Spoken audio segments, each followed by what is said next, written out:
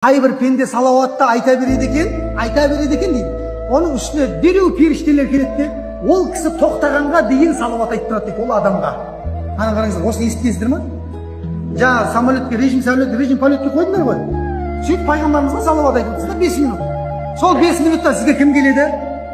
Періштелер келеді дейді. Пайғамбар саллаллаху алейхи сахих хадисі бұл. Сөйтіп ол адамның үстінен оған игілік салауат айтып тұрады дейді, игілік деп тұрады. Ана адам тоқтатқанға дейін. Ана адам тоқтатады дейді. Сол кезде барып періштелер кетеді деп айтты дейді. Қаншалықты көп айтсаңыз пайғамбарға салауатты, соншалықты ол періштелер сізге игілікті көп айтады екен.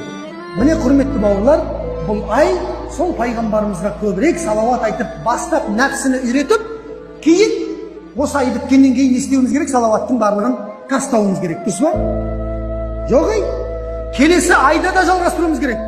Салауат деген жыл 12 ай айтылады пайғамбарға. Сол кезде адамның несі оянады пайғамбарға? Махаббатыңның қалай оянған білмей қаласың пайғамбар саллаллаху алейхи уассаламға. Егер салауатың дұрыс болса, ал егер пайғамбарға махаббатың оянбай жатса, онда қайтадан кәдірді артқа айналдыр. Сенің салауатыңда проблема бар.